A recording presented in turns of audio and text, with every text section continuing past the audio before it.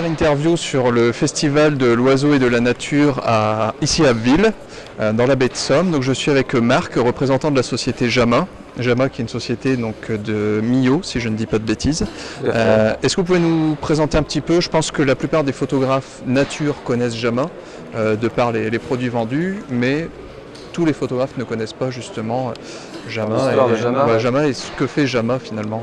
Alors, Jama, c'est une entité qui est née au travers d'une idée au départ suite à la rencontre de photographes animaliers à l'ASCPF, l'association sportive de chasse photo, comme on dit, qui existe toujours à Paris. Et au sortir de cette idée, il a été vu qu'il manquait des systèmes pour créer des images. Les photographes animaliers étaient en panne de solutions par moment. Donc on a créé, Jama s'est créé autour d'une idée, c'est de créer des pièges photos, des barrières infrarouges, des télécommandes radio, des systèmes divers et variés pour permettre aux photographes de résoudre des solutions photographiques difficiles par rapport à des animaux difficiles à voir, dangereux, etc. Et ensuite, après cette idée, s'est développé un catalogue au fur et à mesure des idées, des solutions à trouver pour les photographes, des trépieds, des rotules, du camouflage. Donc on est fabricant, on est diffuseur de produits, on est sans arrêt sur la toile pour rechercher des solutions pour les photographes qui seraient bien pour le photographe naturaliste, et ça depuis 25 ans l'année prochaine.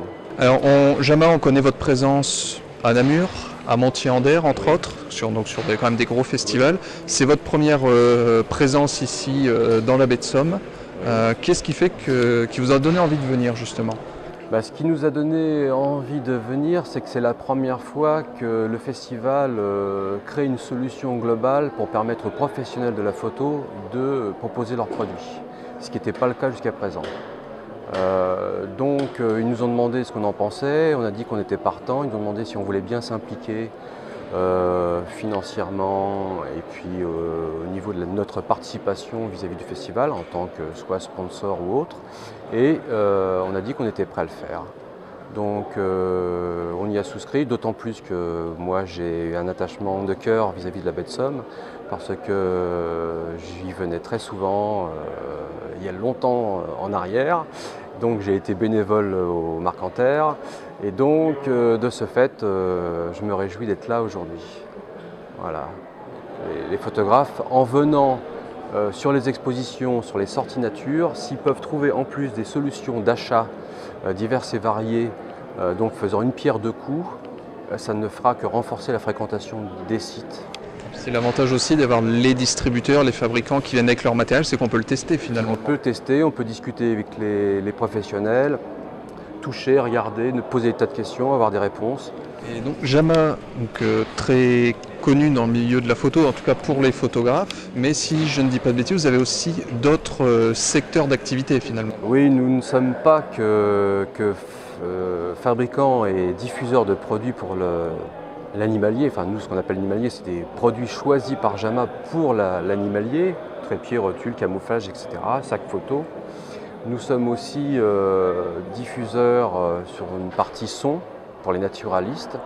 Nous avons aussi une partie librairie et CD chant d'oiseaux. Nous avons repris la maison Citel, qui est rattachée maintenant à Jama.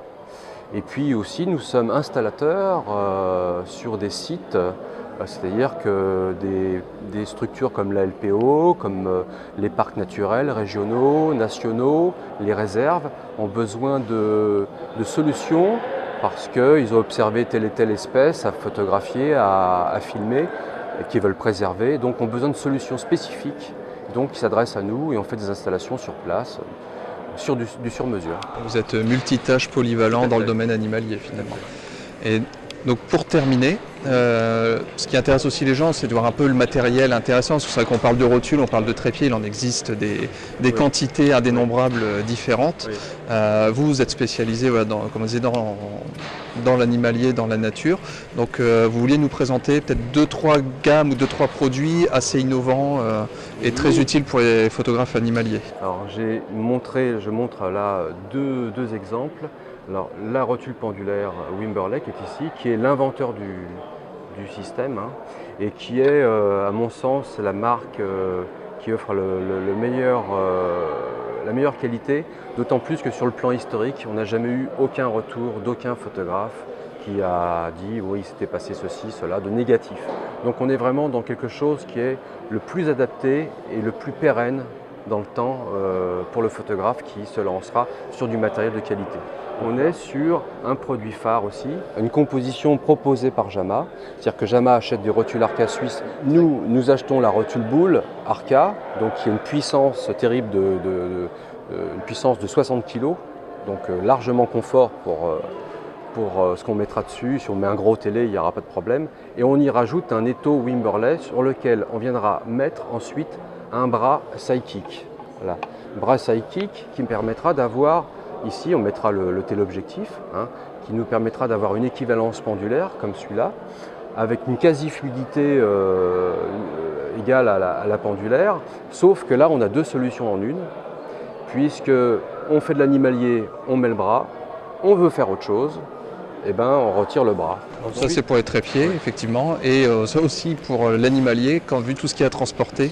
J'ai trouvé ce sac là qui est de marque Guragir. Alors Guragir, c'est un sac qui a été créé par un photographe américain qui ne trouvait pas de solution sur le marché parce qu'il trouvait que des sacs extrêmement lourds et extrêmement encombrants et surtout qui ne rentraient pas dans la cabine de l'avion. Et là, nous avons trouvé ce sac très très pratique qui pèse que moins de 2 kg, sur lequel on peut rentrer, qui s'ouvre par moitié. Donc c'est très très bien quand on se retrouve par exemple dans un 4x4 et qu'on ne veut pas gêner son voisin qui fait de la photo aussi. Eh ben, on va pouvoir ouvrir par moitié le sac d'un côté comme de l'autre. Donc on peut mettre par exemple un 500 mm et un 402.8 côte à côte. Bon, pour l'exemple, il est très grande contenance. Ensuite, il peut s'ouvrir complètement si on veut vraiment, on le souhaite. Ensuite, il va rentrer en cabine. Il pèse que 2 kg. Il se transforme en valise. Voilà, une fois qu'il est fermé complètement, il ressemble vraiment à une valise. Il y a bien entendu tout ce qu'il faut derrière pour accéder au système d'attache pour le sac à dos. Il y a bien sûr la housse de protection pour la pluie. Enfin, c'est un sac qui permet aux photographes animaliers qui cherchent un ultra équipement d'être paré au niveau de sa sécurité, du matériel et aussi de pouvoir l'emmener avec lui en avion, en cabine et pas en soute. Oui, alors celui-ci c'est le 32 litres, il existe aussi en version 26 et en version 18. Voilà, 18 pour les plus petites contenances. Voilà. Marc, merci beaucoup en tout cas pour cette interview et cette présentation, et puis je vous souhaite une bonne fin de festival. Ok, merci. Merci Merci à vous.